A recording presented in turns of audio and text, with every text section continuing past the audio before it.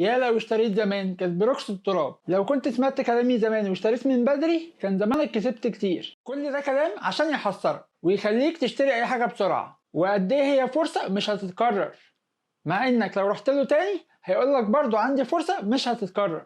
فهل هي فرصة فاتت ولا لأ؟ تعالوا بالأرقام نحسبها سوا. صادق ايست تاون.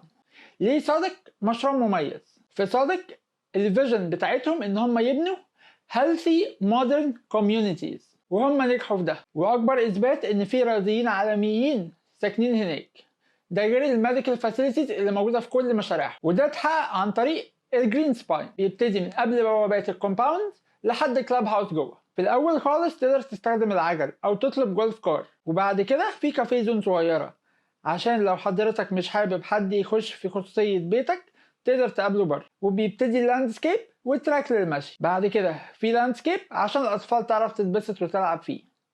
وطبعا ده edutainment يعني العاب بتنمي مهاراتهم التعليميه. ونوصل للانتجريتد لاند، ودي لاندسكيب مزروعه شجر فاكهه والكوميونتي يقدروا ياكلوا منها.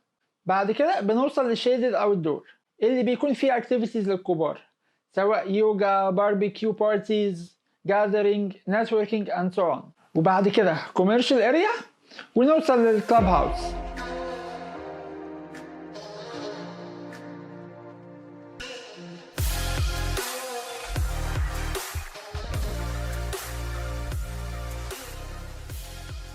طيب تعالوا نشوف اللي اشترى في 2018 هو اللي كسب ولا اللي اشترى من اسبوعين هو اللي كسب.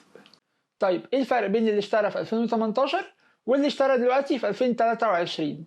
يعني فرق 5 سنين. في 2018 في تيبيكال فلور 187 متر، وقتها كانت ب 3 مليون ونص، والدولار كان ب 18 جنيه، يعني ثمنها بالدولار 194,444 دولار بالظبط. النهارده لو هنقول الدولار ب 50 جنيه في البلاك ماركت فالمفروض يكون سعرها 9.7 مليون جنيه، ولو الدولار ب 31 جنيه بنفس ريت البنك فالمفروض ثمنها يكون 6 مليون جنيه.